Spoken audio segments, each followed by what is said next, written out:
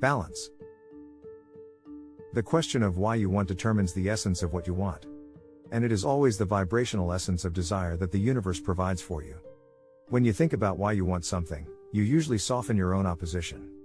But when you start thinking about how much longer you have to wait, or how you'll get what you want, or who will help you get it, you often only increase your own opposition.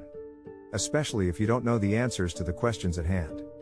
You act like a magnet, attracting to yourself thoughts, people, circumstances, and events, in short, everything that happens to you in life.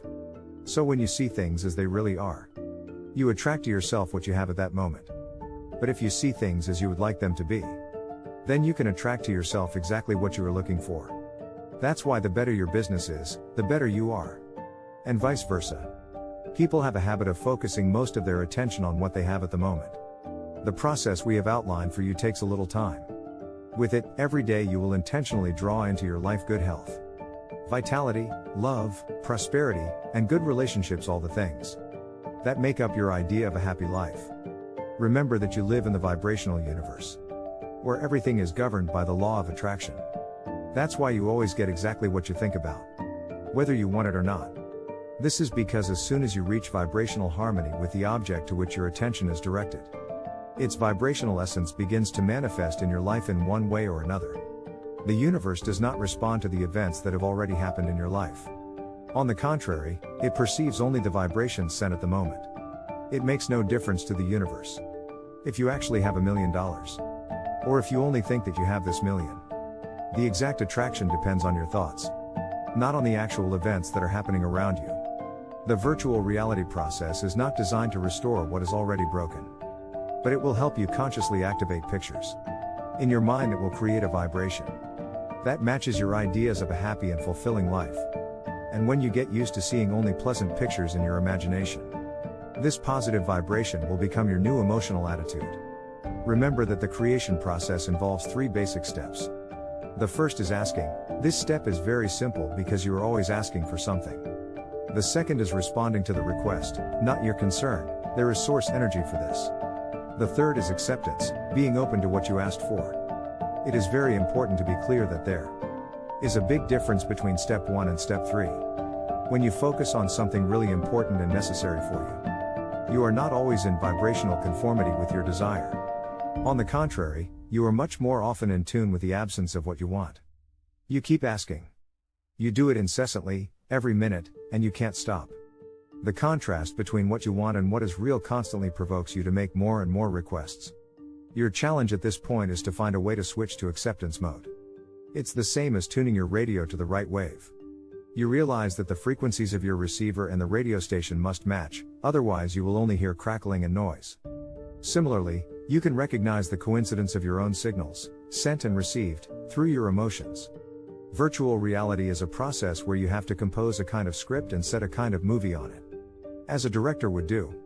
To begin the process, you must first decide, where will this or that episode be played out? Don't try to fix anything in the surrounding reality with the virtual reality process. Because by making such attempts, you bring the vibration of the real reality into the virtual reality. In this case, the virtual reality process loses its power. If good is not flowing into life in response to your request according to the last detail of what you asked for, then there is no reason other than your bad mood, anger, or preoccupation with something. By creating a scenario that improves your mood, you'll activate a vibration that truly awakens positive emotions. And then the law of attraction will begin to work based on that vibration. There is nothing more important than a good mood. And there's nothing better than creating pictures in your imagination that make you feel good, whether you are anxious or joyful while in your virtual reality.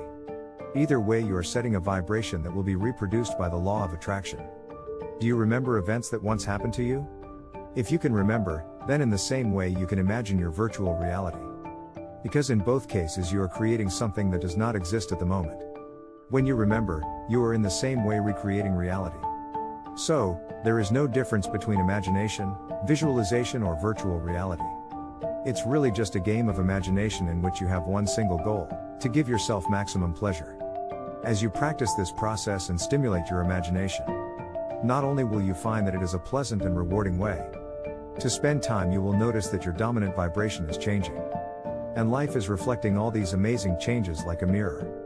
Any thought that you keep thinking over and over again is called a belief. And many such thoughts are your valuable helpers. They are the very thoughts that give you harmony with Source and are in alignment with desire. But some of your beliefs are sure to serve you poorly.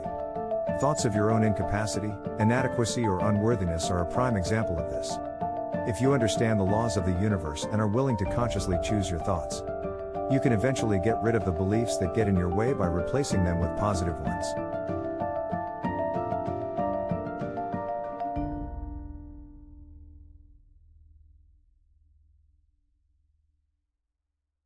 Thanks for watching.